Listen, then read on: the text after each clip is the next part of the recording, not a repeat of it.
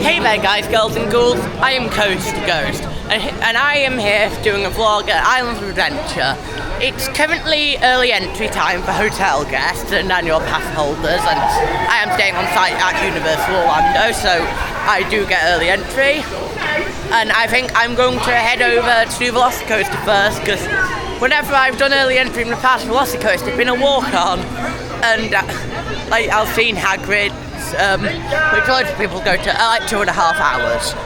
So definitely Velocicoaster, and it's a better ride anyway. So yeah, I'll go do that, and I am really looking forward to this. So I'll see you after I come off Velocicoaster, and who knows, maybe I'll get a few rides in. If it's a walk-on, I'll just lap it. So yeah, I'll see you later.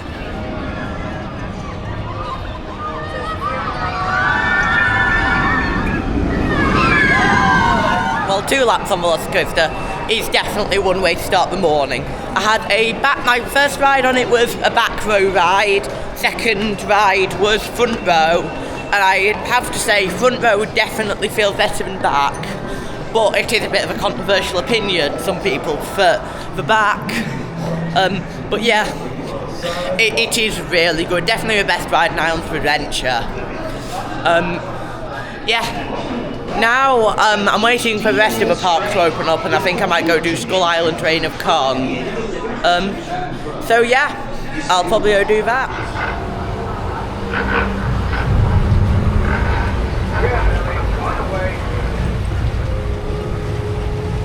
Well, I've come off Skull Island Reign of Kong, and I am now here in Marvel Superhero Island, and I'm going to go for a ride on the Incredible Hulk. Now, about Kong, it's better than Fast and Furious, I'd say, but it's still not that good. It's just another one of those simulator tram tour rides Universal did, like they did a few in 2010s, and through 2010s Universal, they just loved to build simulators and whatever. And they kicked off with Simpsons and ended after they built Hagrid's, but yeah. Anyway, enough complaining. There was actually a load of cool stuff on Kong. We had these really cool giant bat animatronics and also a huge Kong animatronic, which was amazing. But yeah, now I'm going to go for my ride on the Incredible Hulk coaster. So I'll see you soon.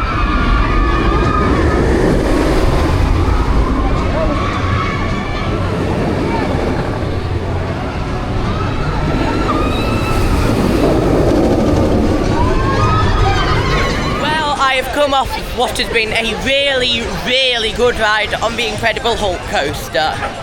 Now, I don't feel the finale is as good as the rest of the layout, but especially the first part of that layout is so good.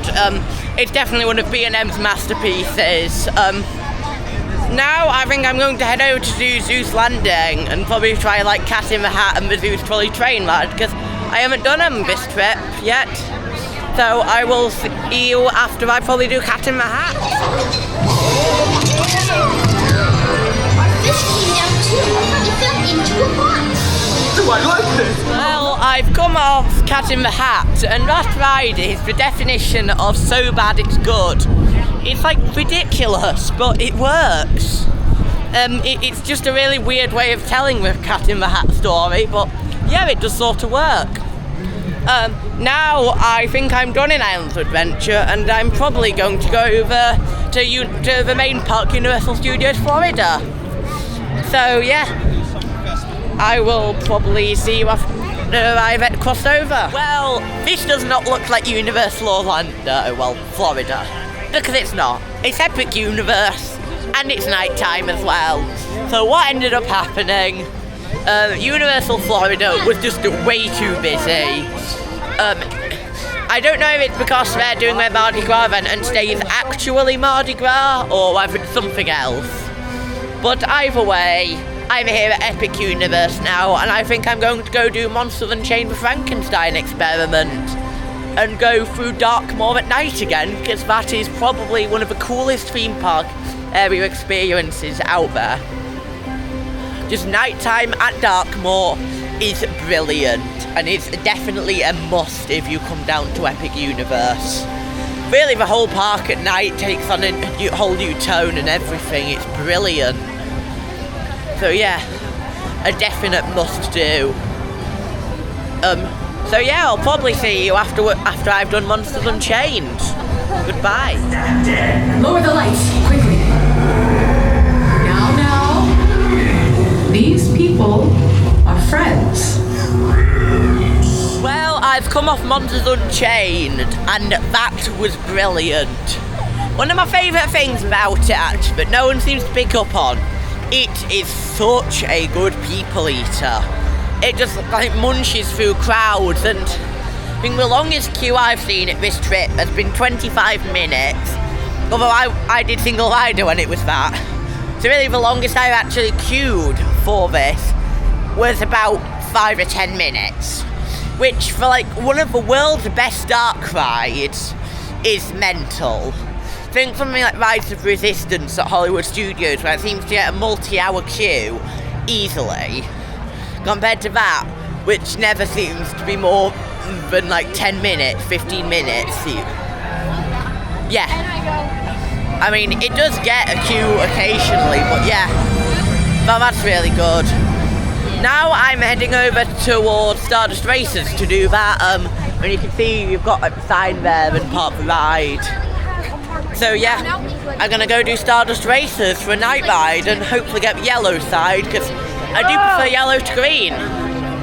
So yeah, I'll see you after I come off this. Stardust Racers had a pretty big queue, so I think actually I'm going to get a night ride I haven't had on Hiccup's Wing Gliders, which is the family launch coaster in How to Train Your Dragon Isle of Berk. You can see you've got the portal over just through there. The portals in this park actually, they are such cool ways to like transition between areas. Having a central hub area themed to Celestials and then portals branching out into different worlds is just an amazing concept. So yeah, I'll probably see you after I come off Hiccup's Wing Gliders.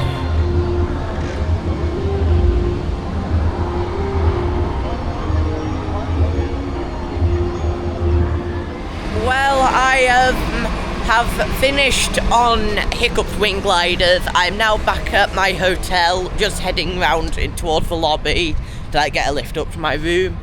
Yeah, Hiccup's Wing Gliders was brilliant, especially at night. So there's like this one part where you go into a dragon nest, and that looks so cool in the dark, and yeah, I'd highly recommend a night ride on that actually. It's not many people recommend it as a night ride, but I think it's brilliant, and it really does make a difference. So yeah, this is probably the end of the vlog. I mean, it is, let's be honest. So yeah, goodbye.